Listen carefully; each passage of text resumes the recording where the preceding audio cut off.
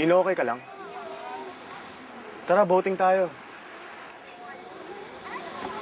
Ano bang gusto mong gawin? Ang kulit mo. Halika. Hindi mo ba nakikita? Gusto kong mag-isa! Lagi ka na lang mag-isa. It's not good for you to be alone. Lalo kang madedepress. At anong pakialam mo kung ma-depress ako? Ha? Buhay ko to. May pakialam ako. Kapatid kita. Tulungan mo akong tulungan kita. Hindi ako tutulong sa'yo para tulungan ako. Hindi ko kailangan ng tulong mo. Tindihan mo? Kulit mo.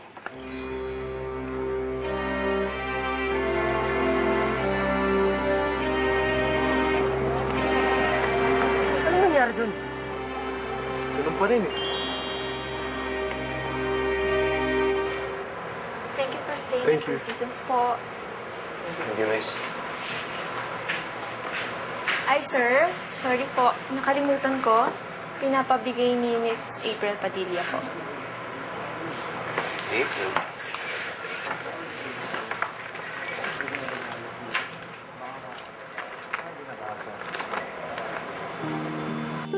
Dear Prince Charming, naiwan mo tong headphone mo kaya eto, sinusoli ko na. Siguradong pinag-ipunan mo pa para mabili lang to. Sana nasa mabuti kang kalagayan at sana may maganda ka ng trabaho. Go, go, go! Makaka-jackpot ka rin. Nag-smile ba siya? Kino, you'll never know. Salamat sa isang gabing natikman kong maging prinsesa. At ikaw naman ang Prince Charming ko. Sana magkita tayo ulit. April. Please, thank you ulit. Dalawa pala. Ito na ang special menu para sa special guest ni Mrs. Dominguez. Oh, yan daw. Aba... Mukhang happy ka ngayon, ah. Dahil ba sa akin yan? Ay nako, di ba nga naproseso ko na sa isip ko na friends lang tayo. Friends! Eh, kamusta yung trabaho mo? Yung pagiging utility girl mo, ayos ba? Oo, ayos na ayos. Ang saya-saya ako nga dito eh. Basta Jun, maraming salamat talaga. Thank you, thank you. Alam mo, ilang beses mo na ako pinasalamatan. Ilang beses mo pa ba ako pasasalamatan? Sasalamatan kita ng maraming beses. Kahit 1,000,000 beses na thank you, ibibigay ko sa'yo. Thank you talaga. Sa milyon. Oo. Tsaka, ang saya dito, no? Peaceful, tsaka... ang bango. Parang lahat ng tao dito naghahangad na maging malusog. Lahat ng tao gustong gumanda.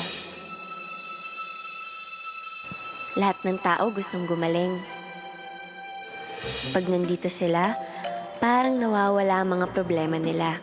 At dahil nakikita ko silang masaya, parang nawawala na rin ang mga problema ko. Gusto ko rin ng mga boss ko, sina Mrs. Dominguez at si Miss Fifi. At higit sa lahat, impress ako sa business philosophy ng founding chairman ng kumpanya. Biro mo? Talaga po bang walang bayad ang magpapagamot dito? Basta itong healing, ito wala talagang bayad to. Eh, paano po nabubuhay yung negosyo? Eh kasi diba yung acupuncture, yung spa, tsaka yung gym, may mga bayad naman yan eh. Ito lang talagang crystal healing ang wala. Eh, bakit po? Kasi, nabubuhay pa si Tita Rosana, nagkaroon siya ng matinding sakit. Di talaga siya makakain, tapos di siya makalakad, yung buong katawan niya sumasakit. Tapos isang albularyo lang ang nakagamot sa kanya. Wow. Alam niyo po ba, Miss Fifi, yung nabubuhay pa po yung nanay ko, albularyo din po siya. Talaga? Marami siyang napagaling? Marami. Buong Santa Ana. Kaya maraming nagmamahal sa nanay ko. Cute. Alam mo, ganoon din si Tita Rosana. Kaya nga, malaki talaga yung utang na loob niya dun sa albularyo. Tapos, dahil doon, nagka-interest na siyang pag-aralan yon, yung panggagamot na yon. Alam mo, nag-aral siya sa India, sa China. Tapos, nung natuto na talaga siya, ito tinayo niya na itong wellness center. Tapos, itinayo niya to para dun sa mga taong may sakit. Tapos, ganito yung kailangan ng panggagamot.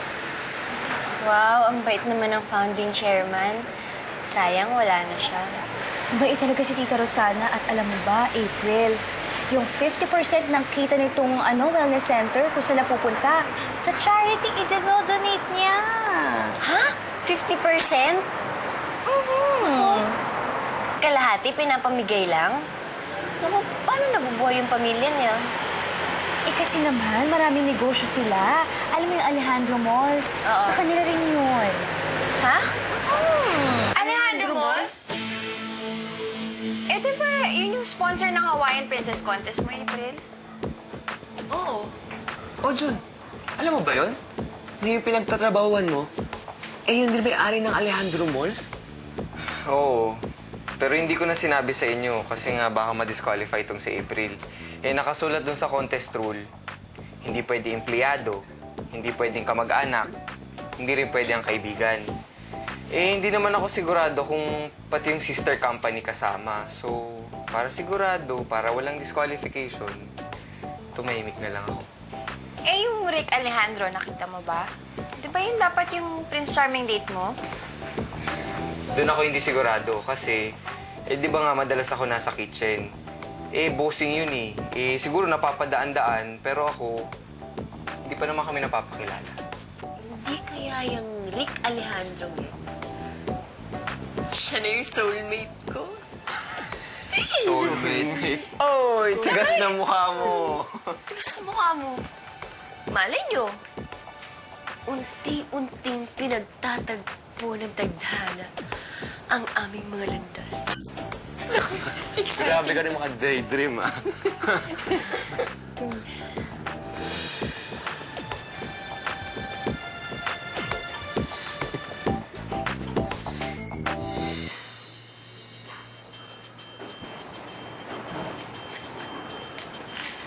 Mr. Rick Alejandro?